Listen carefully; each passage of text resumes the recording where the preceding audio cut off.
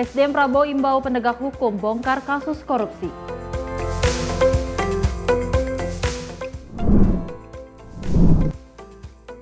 Ribuan guru dibutuhkan untuk 100 titik sekolah rakyat.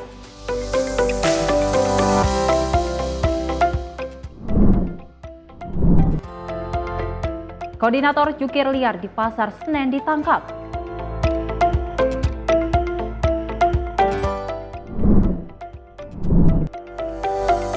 Polisi berhasil gagalkan peredaran 6 kg ganja.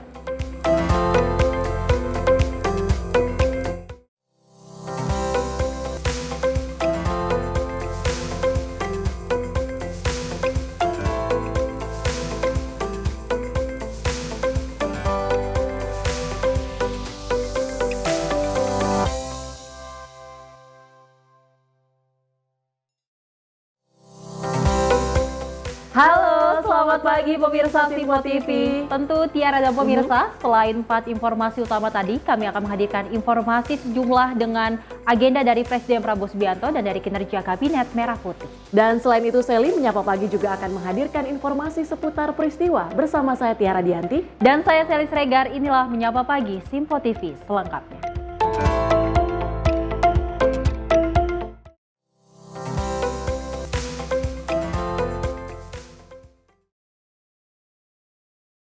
Dan pemirsa, kita awali informasinya di mana Komisi Pemberantasan Korupsi atau KPK menegaskan banyak terjadinya para pejabat terjerat kasus korupsi dan terkena operasi tertangkap tangan. Dikarenakan mahalnya sistem biaya politik untuk menjabat, oleh karena itu KPK mengusulkan partai politik diberikan dana besar dari APBN guna tidak ada lagi korupsi yang menyangkut parpol. Dalam acara daring atau online, Wakil Ketua KPK Fitro Rohcahyanto mengusulkan terhadap pemerintah untuk memberikan dana besar untuk partai politik dari anggaran pendapatan dan belanja negara atau APBN. Fitro Rohcahyanto menegaskan maraknya para pejabat dari tingkat desa hingga pemerintah provinsi dari partai politik, mahalnya sistem politik untuk menjadi pejabat. Dalam mengikuti kontestasi politik untuk menduduki jabatan tertentu dengan mengeluarkan modal besar. Hanya saja sampai hari ini apa yang direkomendasikan oleh KPK belum dilaksanakan secara penuh karena memang menyangkut keuangan. Kalau kemudian partai politik cukup biaya, pendanaannya mencukupi, barangkali bisa mengurangi. Setidaknya juga untuk memilih orang-orang yang akan menduduki jabatan tertentu juga ada proses seleksi, assessment, terutama tentang integritasnya. Sebagaimana diketahui dalam pengaturan bantuan keuangan parpol, diatur dalam pasal 12 huruf K, Undang-Undang Nomor 2 Tahun 2008, tentang parpol sebagaimana telah diubah dengan Undang-Undang Nomor 2 Tahun 2011. Aturan ini menyebutkan parpol berhak memperoleh bantuan keuangan yang bersumber dari APBN atau Anggaran Pendapatan dan Belanja Daerah atau APBD, sesuai dengan peraturan perundang-undangan. Selain itu juga Kementerian Dalam Negeri telah menyalurkan bantuan tahap pertama pada 27 Maret 2024 kepada 9 parpol yang memiliki kursi di DPR RI. Berdasarkan hasil pemilu 2019, jumlah anggaran yang diberikan pada tahap pertama sebesar 94,7 miliar rupiah. Dari Jakarta, Dio Malau, Simpo TV melaporkan. Pemirsa, Kementerian Perumahan dan Kawasan Permukiman tengah mengusut indikasi dugaan kasus korupsi pada program bantuan stimulan perumahan swadaya di Kabupaten Jawa Timur tahun 2024. Dan dari Ketua DPP PDI Perjuangan Said Abdullah dan Bupati Sumeneb, nantinya akan dipanggil ke kantor Kementerian PKP untuk menindaklanjuti kasus tersebut. Menteri Perumahan dan Kawasan Permukiman mengundang Ketua DPP Partai PDI Perjuangan Said Abdullah dan Bupati Kabupaten Sumeneb Ahmad Fauzi untuk membahas adanya indikasi dugaan korupsi pada program bantuan stimulan perumahan swadaya di Kabupaten Sumeneb tahun anggaran 2024. Pemanggilan Said Abdullah sendiri dilakukan ARA dalam rangka sahabat lama, sekaligus legislator asal daerah pemilihan Jawa Timur 5 periode kebelakang. Pada kasus ini, ARA memaparkan temuan yang diterima oleh Inspektur Jenderal Kementerian PKP yang dinilai memuat dugaan penyelewengan dana. Potensi kerugian negara atas kasus ini diperkirakan mencapai 109 miliar rupiah. Temuan tersebut berisi penyaluran dana yang tidak tepat sasaran, dana yang tidak transparan, hingga bahan bangunan yang tidak sesuai aturan yang ada. Dirjennya. Dan saya juga sudah perintahkan ya, mulai kalau ada aparat kami yang ya ada korupsi, ada apa, cepat. Kalau bisa yang pertama diserahkan itu aparat kita. Jadi itu perintah saya jelas clear. Ya, karena itu nggak pantas ya orang-orang yang sudah mampu dapat BSPS yang harusnya buat orang miskin, orang yang tidak mampu. Itu menurut saya sangat keterlaluan. Ketua DPP PDI Perjuangan Said Abdullah menampik soal isu anak buahnya berperan aktif dalam penyelewengan dana BSPS di Sumeneb, sekaligus menegaskan tidak ada keterlibatan di Madura, Jawa Timur. Ya apa Pak? Iya, anak buah saya banyak banget. Ya masuk dalam jajaran Pak Said Abdullah. Mungkin bisa dijelaskan kalau misalkan tidak. Kepala desa itu banyak diasosiasikan dengan saya. Tapi kepala desa bukan anak buah saya. Dan saya jamin kalau anak buah saya tidak punya anak buah yang ngurus BSPS. Saya jamin itu. Oke, siap. Sebab TA saya semuanya di Jakarta. Tidak ada yang di Madura. Dengan hal tersebut akan mengusut tuntas kasus ini bersama alat penegak hukum di Indonesia, sekalipun berasal dari lingkup Kementerian PKP sendiri. Dari Jakarta, Max, juru kamera Radika, Tim Liputan Simpo TV. Sementara itu pemirsa, dari Kementerian Ekonomi Kreatif resmi nota kesepahaman atau MOU dengan Kementerian Hukum untuk penguatan hukum di sektor ekonomi kreatif. Menteri Ekonomi Kreatif Teguh Rifki Harsha bersama Menteri Hukum Supratman Andi Aktas sepakat memperkuat kolaborasi dalam mendorong pendaftaran kekayaan intelektual sebagai aset utama pelaku kreatif. Kementerian Ekonomi Kreatif menandatangani nota kesepahaman atau Memorandum of Understanding dengan Kementerian Hukum tentang sinergi pelaksanaan tugas dan fungsi di bidang hukum dan ekonomi kreatif.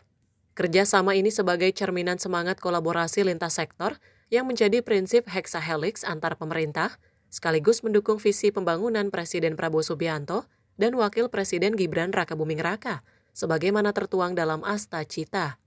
Menteri Ekonomi Kreatif Teguh Rifki Harsha turut menekankan pentingnya kerjasama ini dalam konteks rencana revisi Undang-Undang Nomor 28 Tahun 2014 tentang Hak Cipta atau UU HC. Ia berharap MOU ini semakin mendukung kinerja para pelaku ekonomi kreatif. Sedangkan Menteri Hukum Supratman Andi Aktas mengatakan bahwa penandatanganan MOU ini merupakan langkah konkret memperkuat koordinasi antar lembaga. Dari Jakarta, tim redaksi Simpo TV melaporkan. Informasi selanjutnya, Presiden Prabowo Subianto menyoroti intimidasi yang dialami oleh aparat penegak hukum di Indonesia dalam proses mengusut tuntas kasus korupsi yang ada. Dan menindaklanjuti laporan tersebut, pemirsa, Prabowo menegaskan seluruh aparat penegak hukum untuk terus menegakkan keadilan tanpa pandang bulu. Presiden Prabowo Subianto mendapati laporan soal intimidasi yang dialami oleh aparat penegak hukum dalam membongkar kasus-kasus korupsi di tanah air. Laporan yang diterima Prabowo secara garis besar, yakni ancaman dan intimidasi kehidupan pribadi aparat penegak hukum. Hal tersebut disampaikan Prabowo saat memberi pidato sambutannya pada Kongres keempat Pengurus Pusat Tunas Indonesia Raya di Jakarta. Menyikapi hal ini, Presiden Prabowo mengimbau seluruh aparat penegak hukum gigih dan tegas dalam menegakkan keadilan pada kasus korupsinya tanpa pandang bulu. Hampir tiap hari kita membongkar kasus-kasus korupsi dan tidak akan berhenti. Tidak, kita akan berhenti. Dan saya tahu ada penegak hukum yang diancam. Saya tahu, saya dapat laporan. Ada yang rumahnya didatangi. Ada yang mobilnya diikuti. Ada yang rumahnya difoto. Kita paham itu. Tapi saya hanya ingin sampaikan, kita tidak gentar, saya tidak gentar.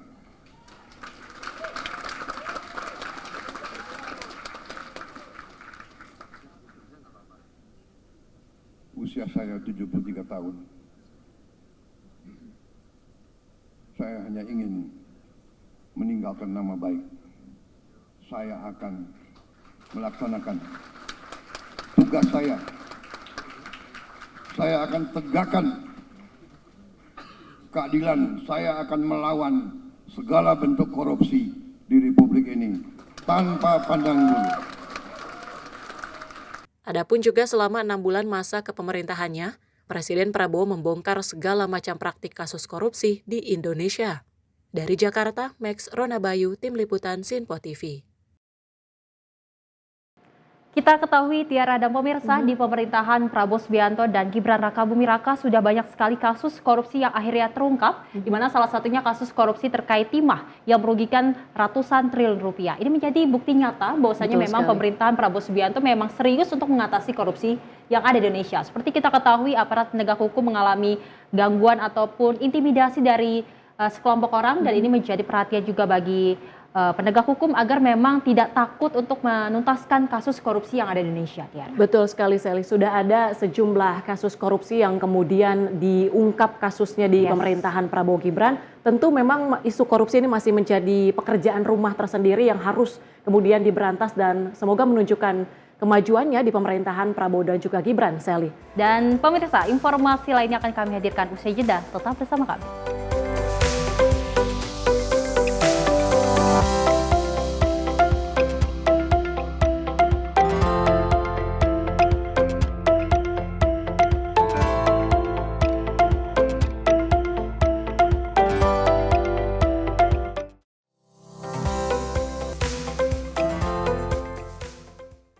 Halo, selamat pagi pemirsa Sinpo TV. Selamat pagi Andi. Selamat pagi, Fen. Beragam informasi terbaru hadir menemani Anda sebelum memulai hari. Itu memang dari Menteri Perhubungan juga mendukung, Betul. dari Menteri Keuangan juga mendukung, dan kita sebagai masyarakat pun juga Harus mendukung. Mengangkat isu yang tengah menjadi pembicaraan paling hangat. Semarakan pagi Anda bersama Menyapa Pagi. Setiap Senin hingga Jumat pukul 6 pagi. Hanya di Sinpo TV. Halo, selamat malam pemirsa. Senang sekali rasanya kami mengisi ruang informasi Anda. Akhiri aktivitas Anda dengan rangkuman perkembangan peristiwa yang terjadi sepanjang hari. Sebelumnya kita saksikan ada sekitar 3.000 tamu undangan, sementara di Ibu Kota Nusantara ini ada sekitar 2.000 tamu undangan. Rangkaian informasi nasional dan mancanegara dirangkum sebagai penutup hari dalam Menyapa Malam. Setiap Senin hingga Jumat pukul 8 malam. Hanya di Sinpo TV.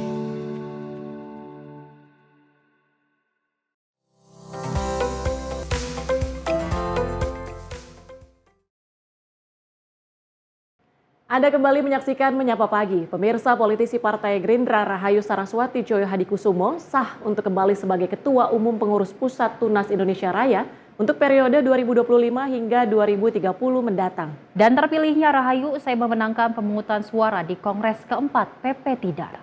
Usai berakhirnya Kongres keempat Pengurus Pusat Tunas Indonesia Raya atau Tidar, nama Rahayu Saraswati Joyo Hadikusumo sah menjadi Ketua Umum untuk masa bakti 2025 hingga 2030 mendatang. Hasil ini dapatnya usai mendapatkan suara secara aklamasi selama pelaksanaan Kongres keempat di Jakarta. Adapun Sarah menegaskan kemenangan ini sebagai bentuk amanah bagi dirinya untuk mendorong potensi generasi muda di dunia politik secara nasional. Secara struktur kepengurusan, Sarah memaparkan saat ini telah mengembangkan menjadi 38 pengurus daerah di Provinsi Tanah Air, 9 pengurus di kawasan luar negeri seperti Rusia, Australia, Singapura, Malaysia, Turki, Belanda, Prancis, Jerman, dan juga Inggris. Sarah turut memastikan agenda politik organisasi yang dipimpinnya ini akan diarahkan menuju masa kepemimpinan 2 periode bagi Prabowo Subianto. Saya Rahayu Saraswati Joyo Hadikusumo telah terpilih kembali secara aklamasi sebagai Ketua Umum periode 2025-2030. Dan tentunya mendapatkan amanah yang sangat penting meneruskan perjuangan Gerindra di kalangan anak muda, di mana kami ingin memastikan adanya keterwakilan pemuda-pemudi yang memang terbaik, memiliki kemampuan, intelektualitas, dan secara keseluruhan untuk bisa menjadi wakil-wakil kita di tahun 2029. Kami sudah mendapatkan aspirasi dari para kader kita, terutama KSB, pengurus daerah seluruh Indonesia dan juga PLN. Ini adalah anak-anak muda, mereka adalah tokoh-tokoh di daerah mereka masing-masing yang menyampaikan aspirasi untuk Prabowo 2 periode. Artinya apa? Walaupun ini masih 2025, tapi dalam konteks politik itu terjadi sekejap mata. Dari Jakarta, juru kamera Rona Bayu, Tim Liputan Simpo TV. Pemirsa, Menteri Koordinator Bidang Pangan Zulkifli Hasan memastikan pembentukan Koperasi Desa Merah Putih akan rampung pada 28 Oktober 2025. Dengan terwujudnya Koperasi Desa Merah Putih tersebut, pemerintah berharap perekonomian desa dapat semakin maju. Menko Bidang Pangan Zulkifli Hasan bersama kementerian dan instansi lembaga terkait melakukan rapat perdana mengenai percepatan pembentukan Koperasi Desa Merah Putih. Dalam rapat tersebut, Zulhas mengatakan pihaknya turut membahas pembentukan Satgas Koperasi Desa Merah Putih serta pembagian tugas dan wilayah. Sementara itu, pemerintah juga telah menargetkan tenggat waktu pembentukan Koperasi Desa Merah Putih yang diperkirakan bakal rampung pada 28 Oktober 2025. Meski sebelumnya Presiden Prabowo Subianto sempat meminta agar program ini dapat dituntaskan dalam waktu 2 bulan sejak didaftarkan ke Kementerian Hukum. Nah, kedua target pembentukan Musdesus itu Musyawarah Desa Khusus, itu selesai di 31 Mei, harus selesai. Ya, Musdesus. Daftar di Kumham, karena harus notaris, ya, di Kum, bukan Kumham, mohon maaf, di Kum, Menteri Kum, itu harus selesai 30 Juni. Ya. 12 Juli hari koperasi akan di launching pembentukan Kopdes atau Koperasi Kelurahan Merah Putih, Juli. Ya. Kemudian 28 Oktober,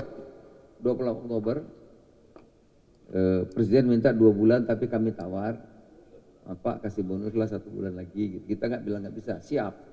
Tapi kami minta bonus tambah 1 bulan, makanya 28 Oktober nanti akan launching sudah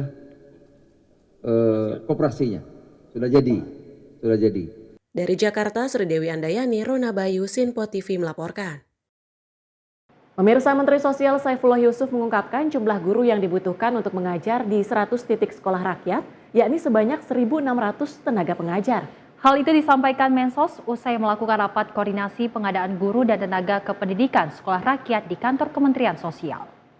Menteri Sosial Saifullah Yusuf atau yang akrab disapa Gus Ipul mengatakan bahwa percepatan pemenuhan kebutuhan guru akan dikawal langsung oleh Kementerian Pan-RB hingga Kementerian Pendidikan Dasar dan Menengah. Mengenai jumlah kebutuhan tenaga pendidik, Gus Ipul menyebut total guru yang dibutuhkan, yakni sebanyak 1.600 hingga 2.000 orang, untuk mengajar di 100 titik sekolah rakyat yang tersebar di seluruh wilayah Indonesia. Ia pun memastikan kebutuhan guru untuk sekolah rakyat dapat terpenuhi agar murid yang berasal dari golongan tak mampu bisa memperoleh pendidikan yang layak. Ya, kebutuhan gurunya itu sekitar 1.600 sampai 2.000 lah kira-kira kalau nanti kita sampai di 100 titik gitu. Tapi ini kita masih simulasi terus ya, saya terus terang belum berani memastikan angkanya, tapi kalau dari 53 itu kira-kira hampir 1.000 dibutuhkan gurunya di luar kepala sekolah ya. Kalau untuk kepala sekolah itu bahkan sudah rekrutmennya sudah selesai. Tinggal ada tahapan berikutnya ya. Seleksinya ada tambahan seleksi aja. Sudah ada 50 dari sekian ratus, 500 lebih yang mendaftar, yang dinyatakan layak sudah 150 lebih. Sudah 153. Dari Jakarta, Sri Dewi Andayani, Rona Bayu, Sinpo TV melaporkan.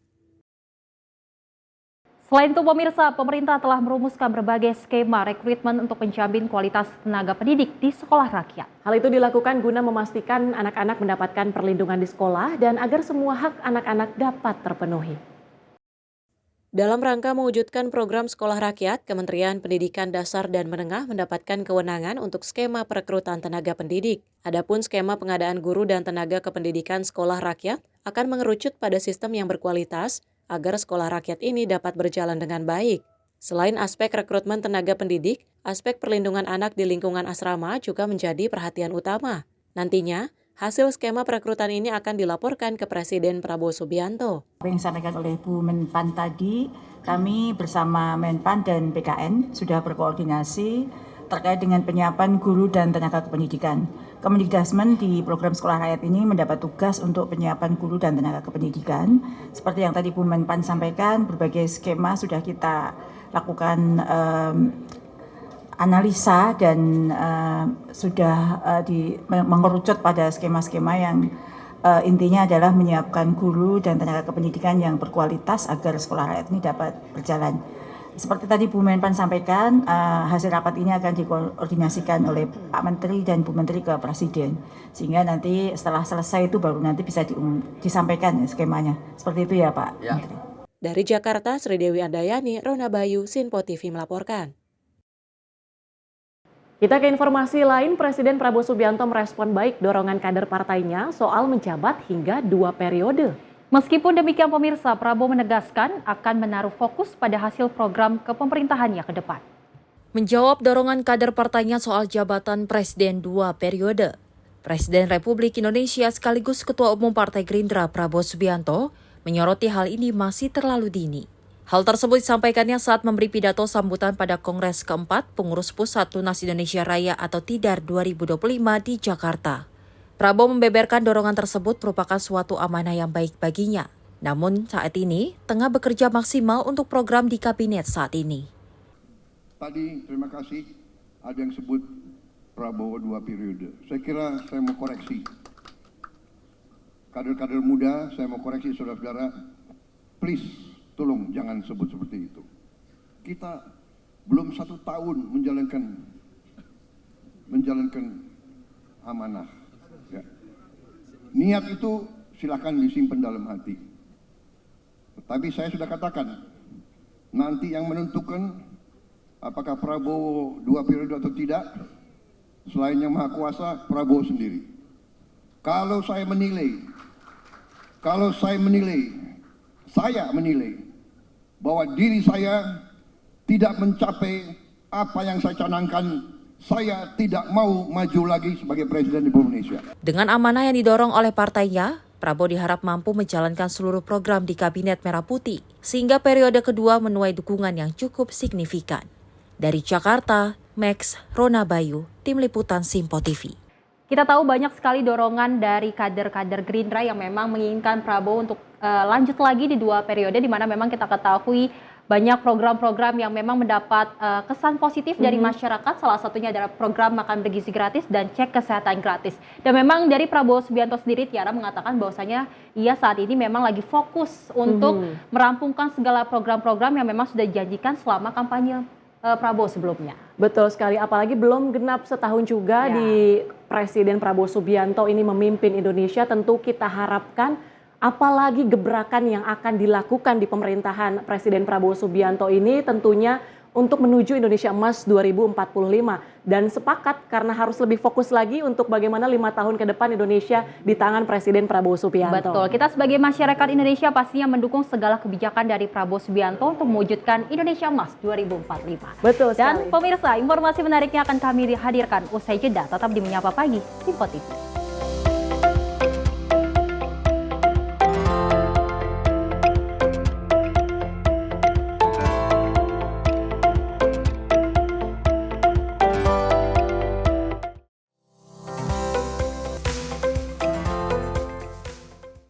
Halo pemirsa, kami kembali hadir dengan sejumlah informasi yang kami himpun dari berbagai penjuru dunia. Rangkaian informasi yang membuat akhir pekan Anda begitu bermakna. Sebuah kelompok di Afrika Selatan memberikan layanan pertunjukan film dengan tenaga surya. Berita yang menjadi sorotan media dari dalam dan luar negeri, kami hadirkan untuk menemani pekan Anda dalam Sinpo Dunia Sepekan, Sabtu dan Minggu pukul 9 pagi, hanya di Sinpo TV.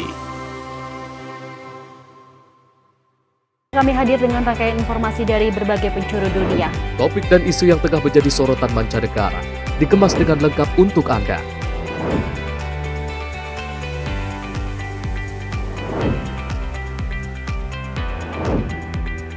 Peristiwa penting yang terjadi dari berbagai belahan dunia kini hadir dalam Sinpo Dunia setiap Senin hingga Jumat pukul 7:30 malam hanya di Sinpo TV.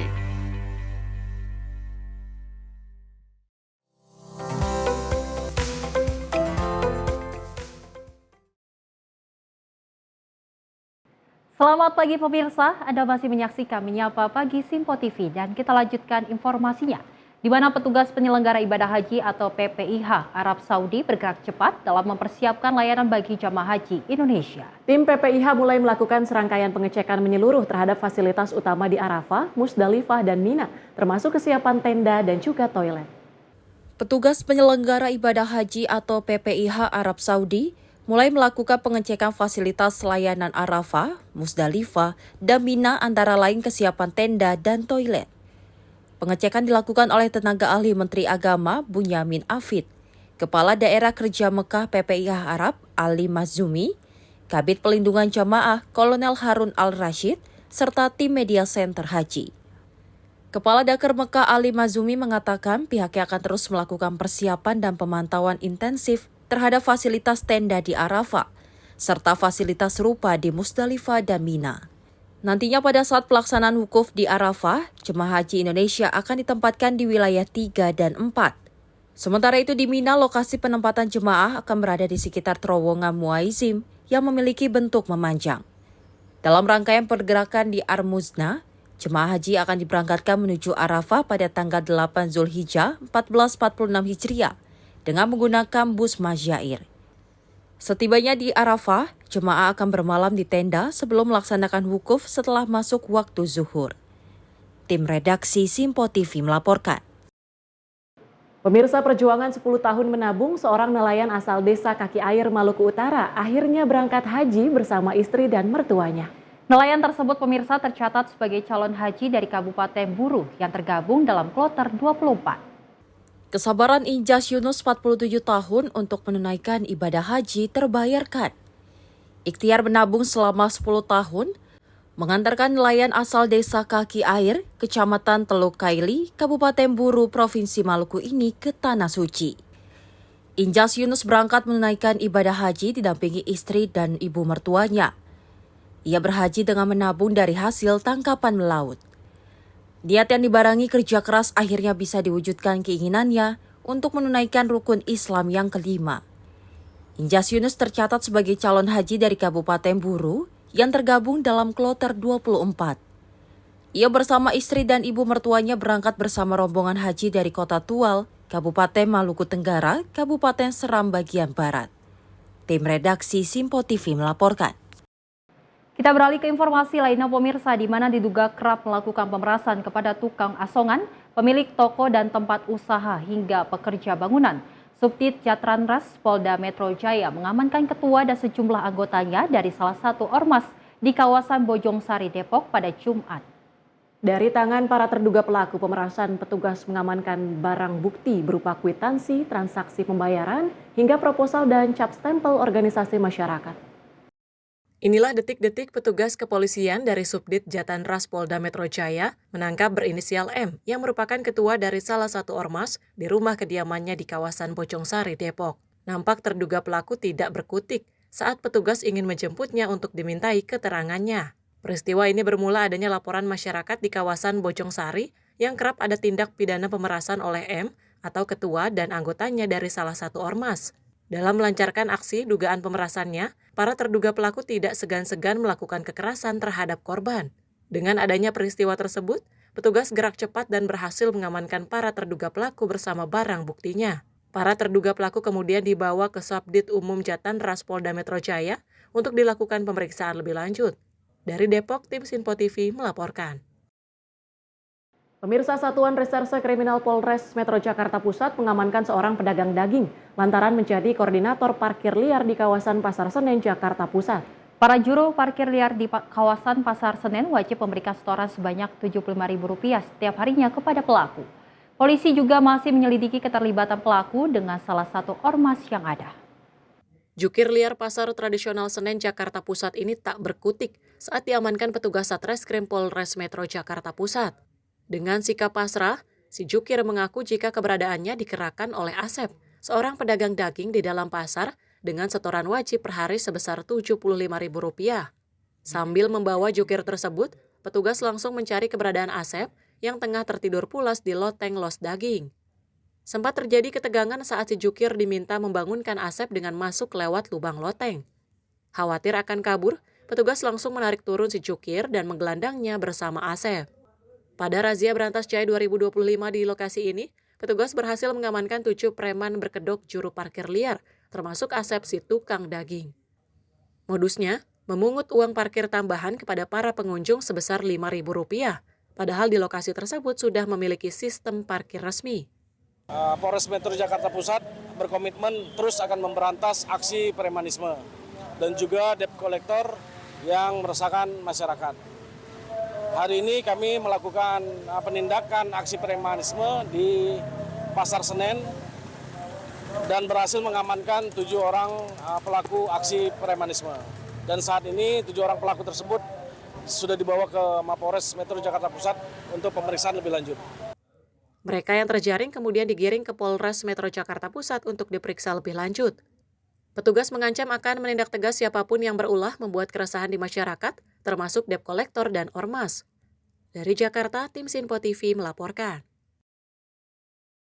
Pemirsa, guna membangun program rumah rakyat secara merata, Kementerian Perumahan dan Kawasan Permukiman resmi menyalurkan 1.000 unit rumah subsidi bagi masyarakat di Kabupaten Halmahera Tengah. Adapun dengan penyaluran ini, Kabupaten Halmahera Tengah menjadi kota percontohan di Indonesia dalam urusan penyaluran rumah bersubsidi di Indonesia.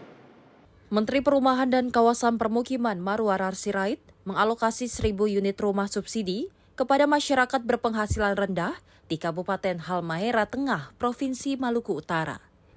Ara mengungkapkan Kabupaten Halmahera Tengah menjadi satu dari 2 kota percontohan rumah subsidi di Indonesia pada tahun ini. Penyaluran ini dilakukan secara simbolik dengan melakukan penandatanganan nota kesepahaman antara Kementerian PKP, Badan Pusat Statistik, dan Pemda Halmahera Tengah. Adapun alokasi rumah ini diberikan untuk mengingatkan kesejahteraan masyarakat yang belum memiliki rumah, serta mendorong perekonomian di kawasan tersebut. Bapak bangunlah daerah kita ya Pak, supaya rakyat bahagia. Tolong pilih pengembang yang bagus Pak, supaya nanti 1.000 rakyat kita di Halmahera Tengah, di Provinsi Maluku Utara bisa berbahagia mendapat rumah yang rumah subsidi tapi yang layak, rumah subsidi yang berkualitas. Bupati Halmahera Tengah Ikram Malan Sagaji mengatakan penyaluran rumah subsidi ini dilakukan sebagai bentuk pengentasan kemiskinan di kabupatennya. Masyarakat di status sosialnya ditentukan oleh rumah. Dengan pembangunan rumah yang dilakukan oleh Bapak Menteri bersama Ibu Kepala BPS, kami pemerintah daerah akan mensupport data sehingga pembangunan ini akan seiring dengan kebijakan pemerintah daerah untuk pengentasan kemiskinan. Data kemiskinannya akan sinkron, kemudian pembangunan rumahnya akan kita sesuaikan dengan kebutuhan, sasarannya tepat, tujuannya jelas, dan tidak hanya rumah tetapi menurunkan angka kemiskinan. Itu yang menurut kami sangat luar biasa Pak Menteri. Lebih luas, penyaluran ini dilakukan sehubungan dengan tindak lanjut pertemuan antara Menteri PKP dengan Gubernur Maluku Utara beberapa waktu lalu. Dari Jakarta, Max, juru kamera Randika, tim liputan Sinpo TV. Pemerintah saat ini gencar dalam menyalurkan program rumah subsidi bagi masyarakat di Indonesia melalui sejumlah kesepakatan dan kesepahaman yang telah dilakukan. Sejauh ini pemirsa, Jawa Barat memang menjadi provinsi terbesar dalam menerima rumah subsidi sejak awal Januari pelaksanaannya. Menteri Perumahan dan Kawasan Permukiman Marwarar Sirait memanggil pejabat Provinsi Jawa Barat di kantornya guna menindaklanjuti kuota rumah bagi masyarakat di provinsi tersebut. Dalam kesempatan tersebut hadir sejumlah pejabat daerah Jawa Barat seperti Bupati Sumedang, Wali Kota Depok, Bupati Majalengka, Bupati Cianjur, dan masih banyak lagi. Adapun alokasi kuota rumah subsidi ini akan disalurkan di sejumlah kota Provinsi Jawa Barat. Untuk kuotanya sendiri, pemerintah menyalurkan 10.000 unit rumah subsidi di tahap pertama. Mewakili Gubernur Jawa Barat, Sekretariat Daerah Provinsi Jawa Barat menyambut baik rencana penyaluran rumah subsidi ini dengan tujuan membenahi perkampungan yang tidak layak huni serta membangun hunian rumah. Nah, kemudian tadi Pak Menteri menyampaikan kebetulan yang hadir di sini ada 8 bupati wali kota. Bapak memberikan kuota kurang lebih 10.000 di awal ya. Di awal. Nanti kita bisa lihat perkembangannya ya, situasinya ya. Pak Heru ya. Kita bisa lihat perkembangannya di sini. Ya, di awal diberikan 10.000, kami akan konsolidasikan dan insya Allah awal bulan Juni nanti, karena kunjungan Bapak tanggal 30 atau di akhir bulan Mei atau awal Juni akan ditandatangani MOU antara Pak Menteri dengan Pak Gubernur beserta Bupati Wali Kota terkait dengan akselerasi program 3 juta rumah untuk di Jawa Barat. Yang tahap pertama yang di MOU-kan itu 10.000. Dari Jakarta, Max, juru kamera Randika, tim liputan Simpo TV. Program 3 juta rumah bagi masyarakat ini memang sedang digencarkan. Kita ketahui di Jawa Barat menjadi provinsi terbesar yang memang akan menerima rumah subsidi yang terbanyak, di mana tahap pertama nantinya Tiara akan dibangun sebanyak 10.000 rumah subsidi. Ini memang tujuannya untuk memberikan rumah bagi masyarakat dengan harga yang cukup murah. Betul sekali, rumah subsidi sebagai bagian dari program pemerintah melalui Kementerian Perumahan ini diharapkan bisa menghadirkan hunian layak huni bagi masyarakat berpenghasilan rendah. Itu salah satu tujuan kehadiran dari rumah subsidi ini. Tentu kita harapkan rumah subsidi ini bisa memperoleh capaiannya, memperoleh tujuannya tadi dan juga bisa tepat sasaran tentunya kepada masyarakat yang membutuhkan. Dan pemirsa, usai jeda kita akan kembali dengan informasi lainnya. Tetaplah bersama kami di Menyapa Pagi.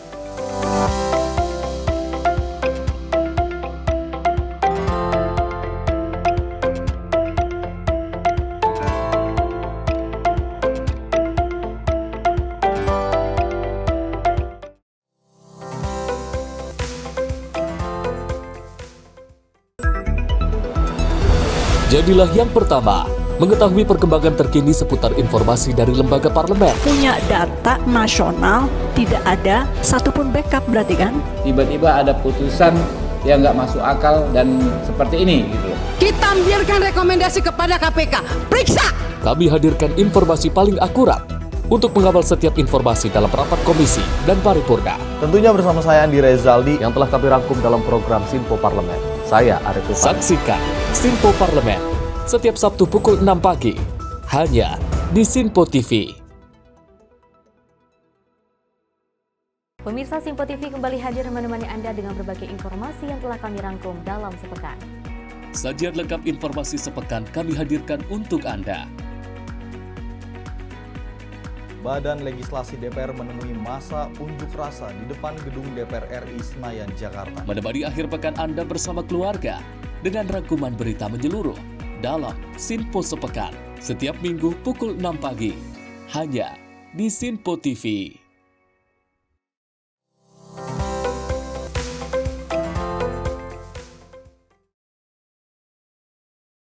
Terima kasih pemirsa, Anda masih menyaksikan Menyapa Pagi Simpo TV dan kita lanjutkan informasinya di mana Komandan Batalion dari kelompok separatis OPM Yeremias Fomair menyatakan diri untuk kembali setia kepada Negara Kesatuan Republik Indonesia. Proses pengucapan ikrar dilaksanakan di Kampung Fuok, Distrik Aifat Selatan, Kabupaten Maibrat, Papua Barat Daya pada Kamis 15 Mei 2025.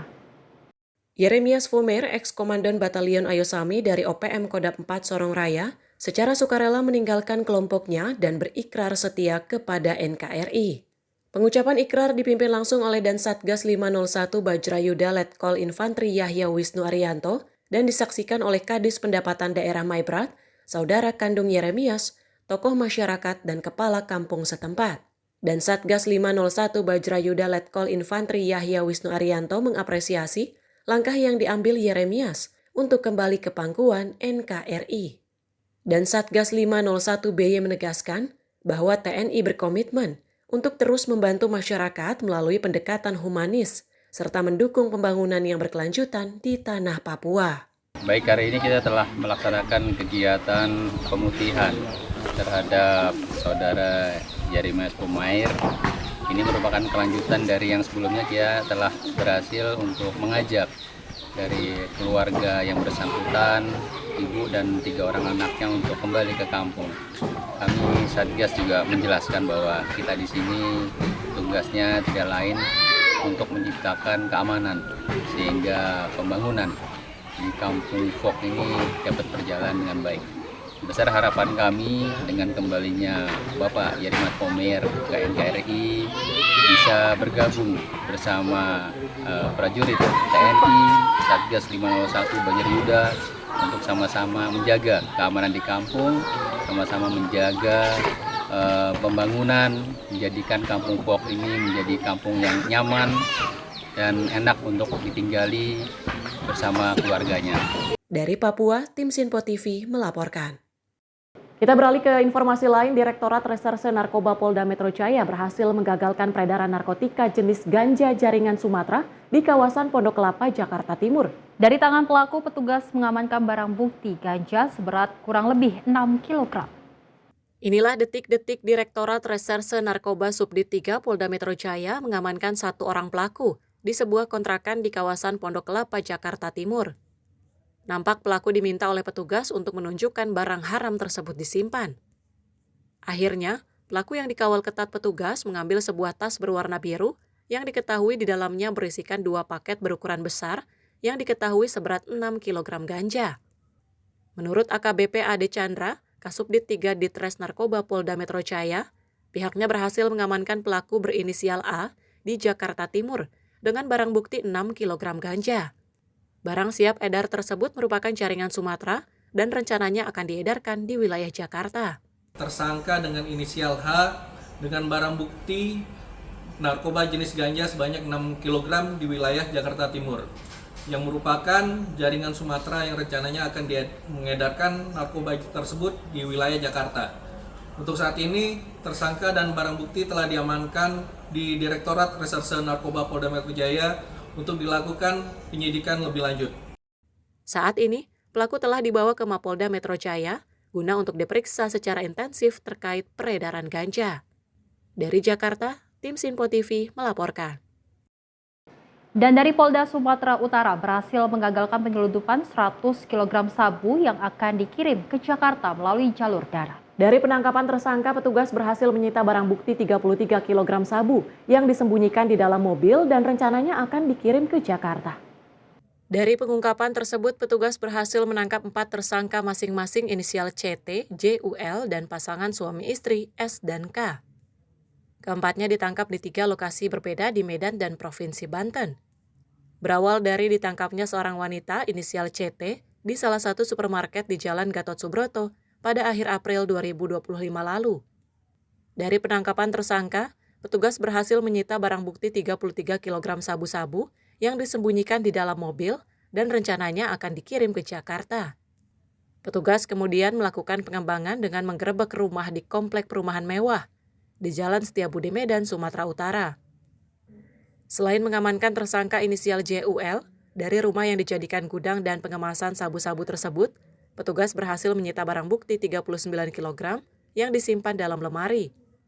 Petugas kembali melakukan pengembangan dengan menangkap pasutri inisial SK yang baru tiba di pelabuhan Merak, Banten. Dari mobil yang mereka kendarai, petugas menyita barang bukti 28 kg sabu-sabu yang rencananya akan diserahkan kepada seseorang yang ada di Jakarta. Direktur Res Narkoba Polda Sumatera Utara, Kombes Pol Calvin Simanjuntak Sabtu siang mengatakan, total barang bukti sabu yang disita petugas sebanyak 100 kg sabu-sabu. Selain 100 kg sabu, petugas juga menyita 3 unit mobil yang akan membawa narkoba tersebut ke Jakarta.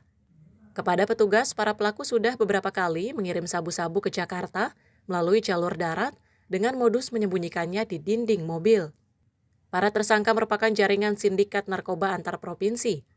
Para pelaku mengaku menerima imbalan 300 juta rupiah dari seseorang berinisial B yang kini masih buron.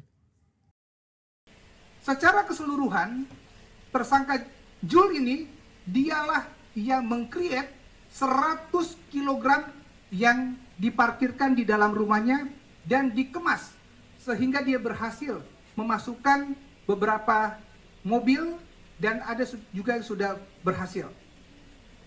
Tersangka Jul telah memasukkan 33 kg yang pertama, kemudian 28 kg dengan mobil berwarna silver itu yang berhasil kita tangkap di wilayah Banten, joint operasi dengan Polda Sumatera Selatan. Kelvin mengaku jaringan para pelaku ini profesional dan terorganisir. Mereka memanfaatkan teknologi komunikasi canggih untuk menghindari pelacakan. Dari Medan, Sumatera Utara, kontributor Sinpo TV melaporkan. Pemirsa, seorang pria bernama Mulyono di Kabupaten Sorong, Papua Barat Daya hilang usai diterkam buaya saat mancing di Sungai SP3 Distrik Lamono. Setelah dilakukan pencarian oleh tim SAR dan warga, jasad korban ditemukan tidak utuh. Tim SAR gabungan akhirnya berhasil menemukan korban yang hilang akibat serangan buaya di Sungai SP3 Klamono. Korban ditemukan meninggal dunia sejauh kurang lebih 10 km dari lokasi awal kejadian dan dievakuasi oleh tim Manta Rescue. Jasad korban ditemukan oleh nelayan yang sedang memancing dengan kondisi tidak utuh, di mana tangan dan beberapa anggota tubuh lainnya hilang. Saat itu proses pencarian dilakukan dengan penuh kehati-hatian, mengingat medan yang cukup sulit dan potensi ancaman dari hewan buas di sekitar lokasi. Sebelumnya peristiwa itu terjadi di Sungai SP3 Distrik Lamono, Sorong pada Selasa 13 Mei lalu, sekitar pukul 21.00 waktu Indonesia Timur. Saat itu korban bersama 3 orang temannya memancing di sungai tersebut, dan naas korban langsung diterkam oleh buaya. Tim redaksi Sinpo TV melaporkan. Sementara itu pemirsa, setelah 2 hari dinyatakan hilang karena terbawa arus drainase di Ciomas, Kabupaten Bogor, Jawa Barat, seorang bocah perempuan berusia 4 tahun akhirnya ditemukan tak bernyawa di tepi Kali Cisadane. Korban ditemukan sekitar kurang lebih 20 km dari titik lokasi awal hilang. Usai dilakukan pencarian selama 2 hari oleh tim gabungan, akhirnya bocah bernama Ashila Disyanur Hakim berusia sekitar 4 tahun yang hanyut terbawa arus drainase di Perumahan Alam Tirta Lestari Desa Pagelaran, Kecamatan Ciomas, Kabupaten Bogor, Jawa Barat, Kamis sore. Ditemukan di Sungai Cisadane, Desa Karikil, Kecamatan Ciseeng, Kabupaten Bogor, Jawa Barat, pada Sabtu sekitar pukul 11 waktu Indonesia Barat. Peristiwa itu berawal korban sedang bermain hujan-hujanan bersama kakak korban Zaid usia 8 tahun. Saat bermain hujan-hujanan, sandal yang dipakai korban terlepas. Korban berupaya untuk meraih sandal yang terbawa arus drainase. Namun dikarenakan arus drainase yang sangat deras, korban terpeleset hingga terbawa arus drainase. Korban ditemukan sekitar kurang lebih 20 km dari titik lokasi awal hilang. Saat ditemukan, korban tersangkut di bebatuan dengan kondisi tertelungkup. Keadaan meninggal dunia.